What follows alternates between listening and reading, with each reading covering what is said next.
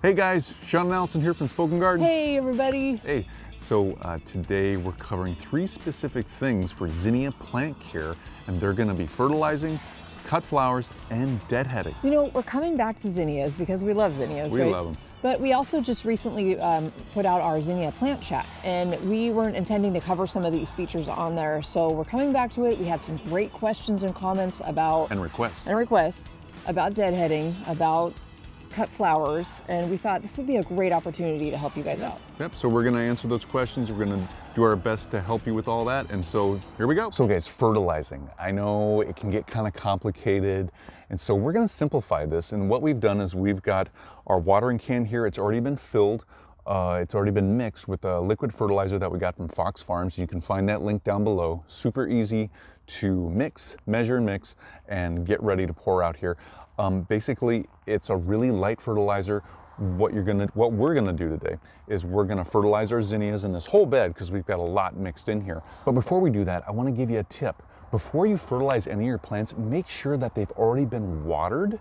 Make sure that their soil is moist. The reason you want to make sure your plants are already well hydrated and watered before you fertilize is because you want to make sure that the solution, the fertilizer solution in this water, you want to make sure that that flows down evenly into that soil. Now, if the soil's dry or hasn't been actually kept moist on a really consistent basis, water usually wants to find the least resistance, and it flows through and flows through fast. The soil area that you're trying to fertilize.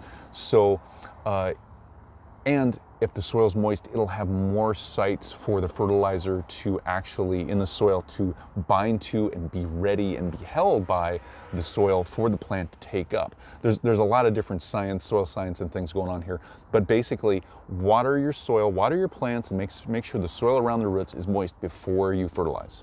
So guys, what I'm gonna do is I'm gonna fertilize. I'm gonna show you how we're gonna fertilize our plants with this liquid solution of fertilizer. We're gonna fertilize the soil. We're not gonna fertilize the top of the plant, right? Because the fertilizer isn't gonna do the leaves any good. This is a fertilizer that goes down into the soil, and then the plant takes it up by its root system to get to the rest of the plant. So that's how we're gonna do this.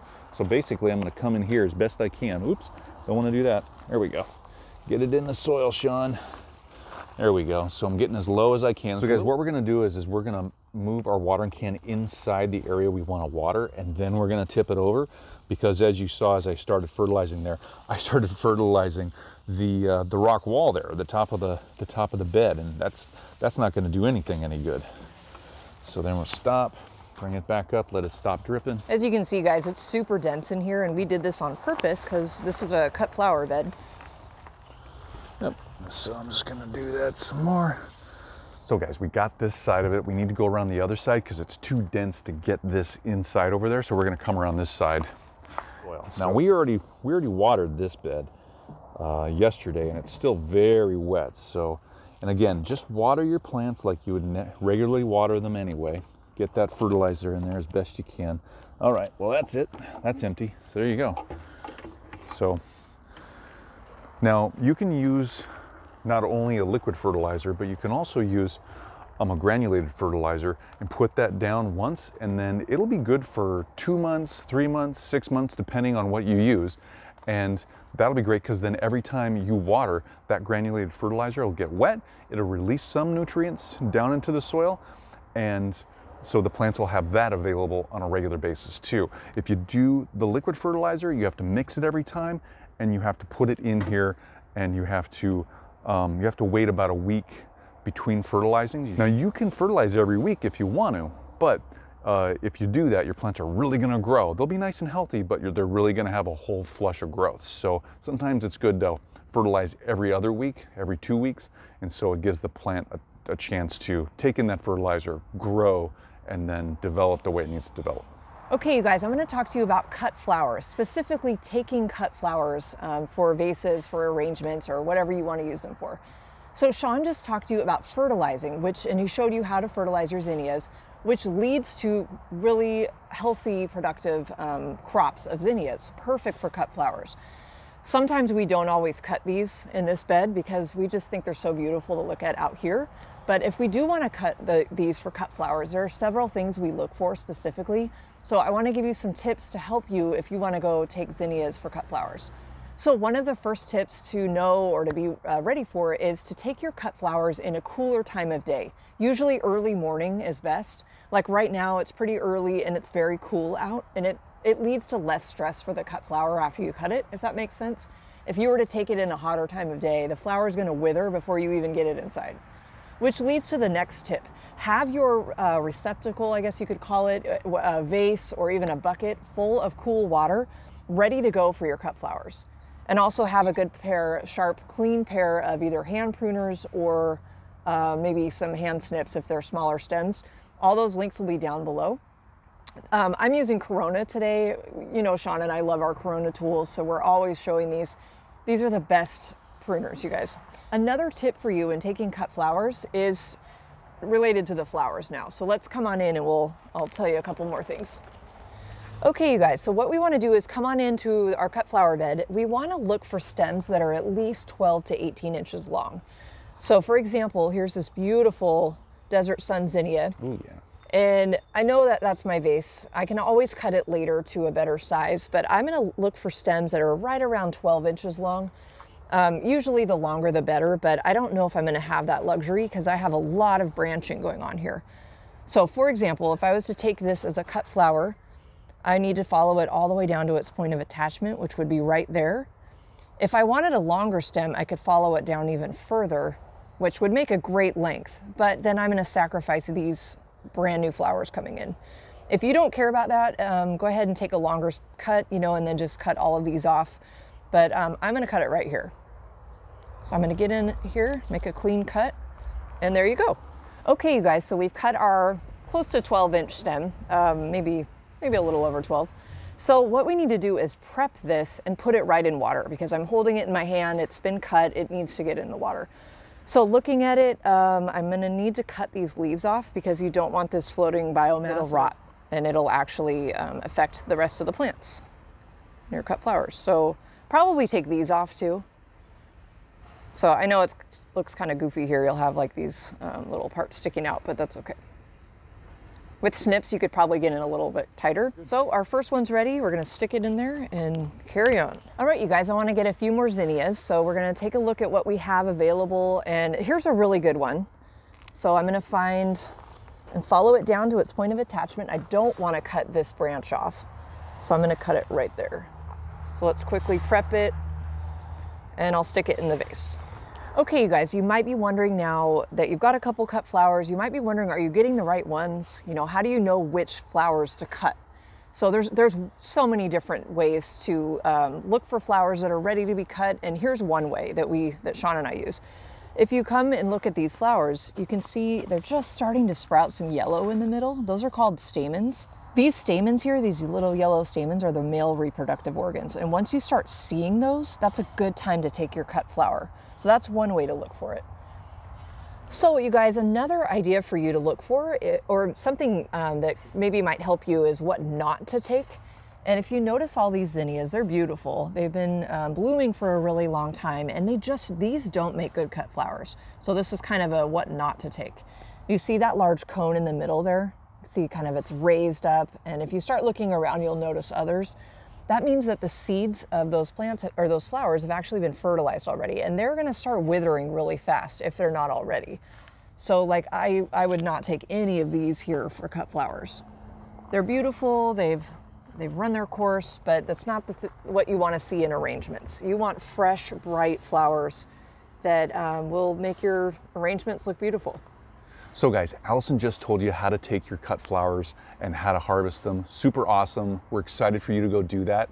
I'm going to show you how to actually deadhead the flowers that Allison just showed you that are a little bit past their prime. They've got this bulbous piece in the center. You know, it's like more of a cone shape instead of more petals. It's more of this center that's protruding out. And like Allison said, these seeds have already been fertilized. They're starting to grow and develop, and that's why this cone area, the center area of these flowers, is starting to actually grow and get bigger. So these are the flowers. Since we're not going to take them as cut flowers, we're gonna cut them out. We're gonna take them out of here, get them out, and we're gonna make sure that the plant doesn't use any more resources on this flower and that seed development, and we're gonna make sure that the plant then takes those resources and puts them into the new buds and the new stems to grow even more flowers for us to harvest later. So here we go. And I'm gonna use my Corona Classic Cut hand pruners. The link's down below for these. These are my favorite. These are the 1-inch size. And I'm just gonna come in here, and how you wanna deadhead is it's a 3-step process, right? You find your flower that is past its prime that you wanna get out of here, and it might even be faded or withered, but this one's on its way out. We know that from this bulbous piece in the center of the flower. So we find our flower, we get the stem, and we follow it down on this larger stem here to its point of attachment, and where these other, see that new bud right there? There's that new bud right there. It's gonna come in. We wanna make sure we keep that because we want this lily-put zinnia to keep flowering. So we're gonna come down, and this is step 2, find where that point of attachment is. Step 3 is just cut this stem just above where these all attach and this Y's off. Cut that right there. And see what I did? So there's a little bit of stem left, but we're actually telling the plant it's not gonna grow this way anymore. It's gonna grow up this way and this way for further flower and stem development. And that's all there is to it. So I'm gonna start getting in here and deadhead the rest of these out of here so we have more of a flush of the newer flowers. See, just find that flower, follow the stem down. There's where it Y's off, make that cut. Yep, pretty easy. Step 3 is the cut, if I didn't say that already. So this one's a little bit different. So this one, see, it's bulbous, it's growing, it's starting to fade in that color there. I'm gonna follow, I found the stem, I'm gonna go down here in step 3, cut just above there. We're gonna have that guy right there. Now actually looking at that one's kind of faded too. That looks like it's well on its way out. It's starting to get that faded color in it. I'm gonna follow this one all the way down. And so this one's a little bit harder to see. So if we come down here, we've got, so there's these flowers coming off here. It's all the way down there. So I'm gonna come down here. There we go. We're gonna take that guy out. There we go, all right.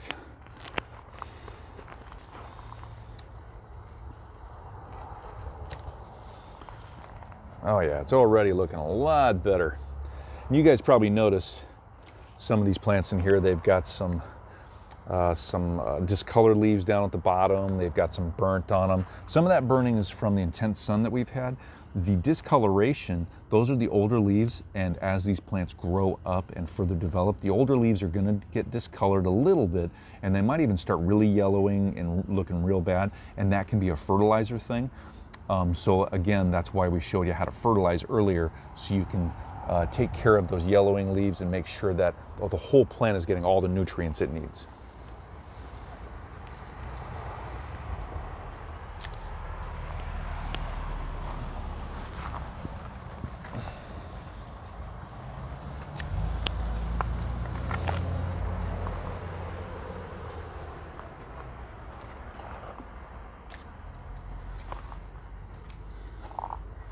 I think we got it. So guys, we saved our last tip for the end of the video because this is kind of important. Now, we haven't cut, you can see here we've got all of our cut flowers in the vase and they look beautiful, but we don't have them all matching heights and all that yet. Well, the reason we haven't cut them for that yet is because this depends on what you want your actual cut flowers to look together, how you want them to look together in the arrangement. And so in our case, we're gonna keep it simple. All the same height would be great. So what we're gonna do is you just take all the flowers, get the flowers all at the same height, bring them out, kind of get them to that same height. Just match them as best you can. It's not gonna be perfect, but we just kind of match them as best we can.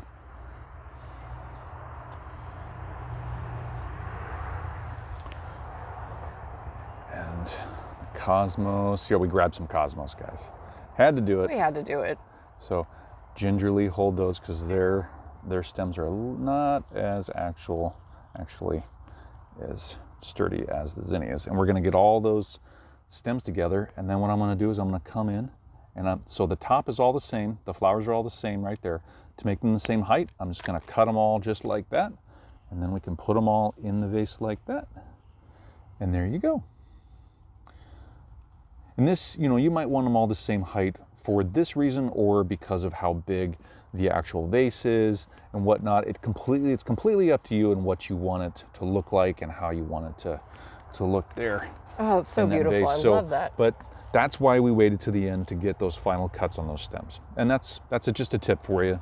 So that's a wrap for today's video, you guys. We hope that was helpful. You learned how to fertilize, how to take cut flowers, and how to deadhead. Yeah, we hope that was more the flower care, the zinnia care that you were looking for. If not, let us know. If you have any questions or comments about what we did here today, definitely leave those down below for us. And make sure to subscribe if you haven't already so you get updates on our latest videos. So thank you guys for watching and for being here as always, and we'll see you next time. See you next time. Bye, you guys. Bye-bye.